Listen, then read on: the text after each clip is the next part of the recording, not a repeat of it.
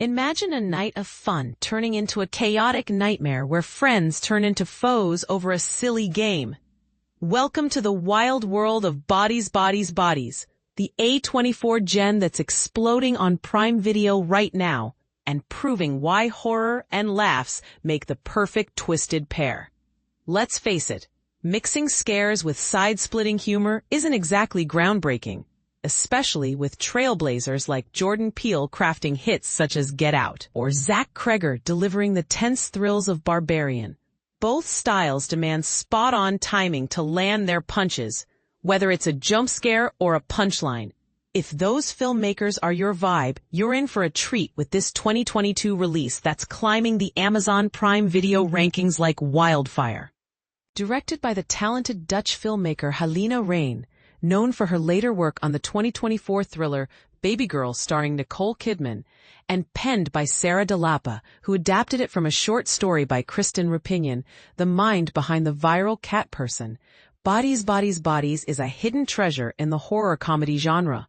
It's got a razor-sharp plot that builds to pure absurdity, backed by a lineup of stars that could light up any screen. Think Amandla Stenberg from The Hunger Games and The Hate U Give, Maria Bakalova of Borat's subsequent movie film fame, Myha'la from the gripping HBO drama industry, Chase Sui Wonders shining in Apple TV Plus's fresh comedy The Studio, Rachel Sennett from the raunchy Bottoms, plus heavy hitters like Lee Pace and Pete Davidson.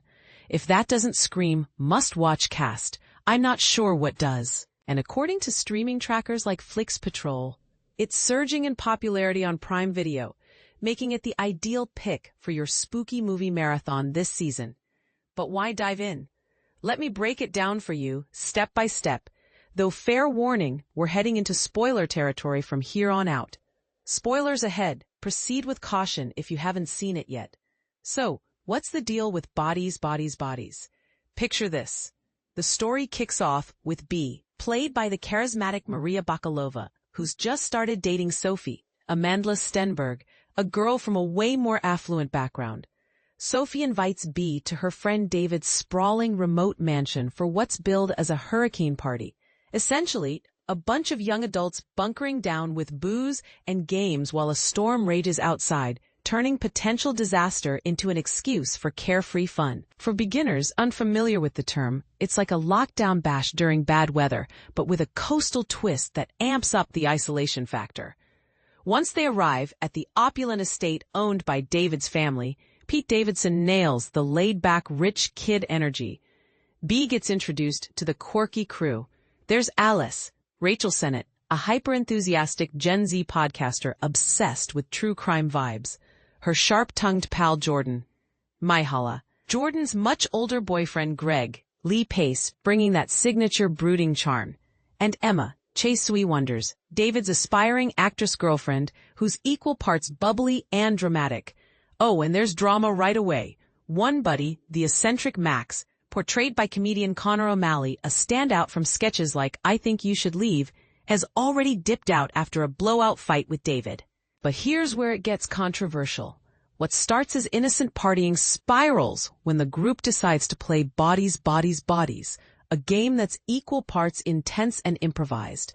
Think a darkened room twist on murder mystery games like Mafia or Among Us, but with physical chases and mock combat that feels all too real in the flickering candlelight during a power outage.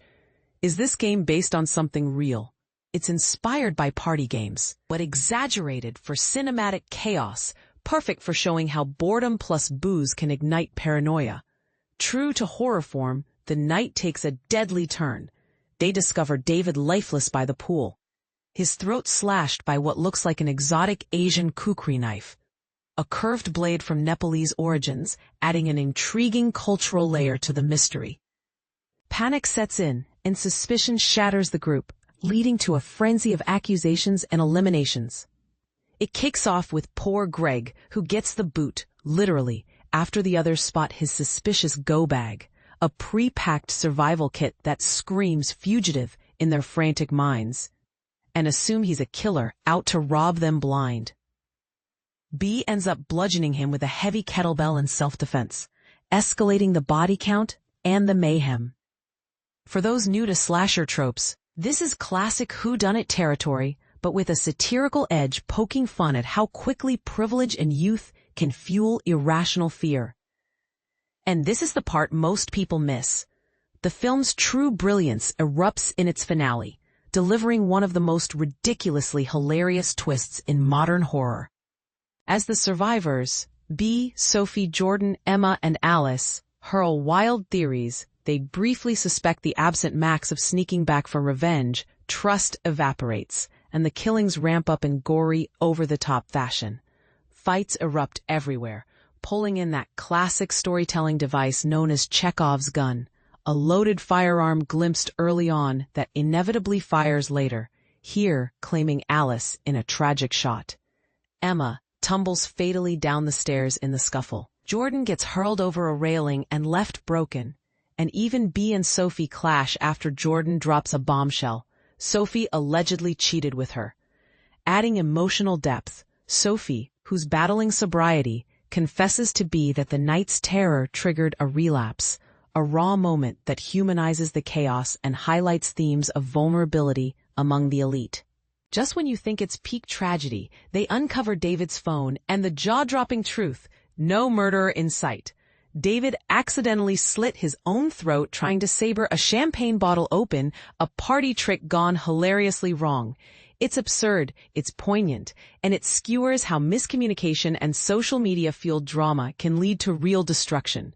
The comedy peaks when Max rolls up post-hurricane, unscathed, only to stumble upon the carnage, a stack of bodies from a non-existent crime. This punchline lands because it exposes the satire. In a world of performative activism and echo chamber friendships, how often do we escalate nothing into everything? Throughout, Rain's direction masterfully juggles tension and laughs, keeping the scares genuine while the humor bites. Delop's script sparkles with witty one-liners that flow naturally, and the ensemble? They're a riot. Senate's podcast ran alone as comedy gold, capturing that cringy influencer energy we all recognize. But let's stir the pot a bit. Is this ending a stroke of genius that cleverly mocks Gen Z entitlement? Or does it undermine the horror by making the deaths feel pointless?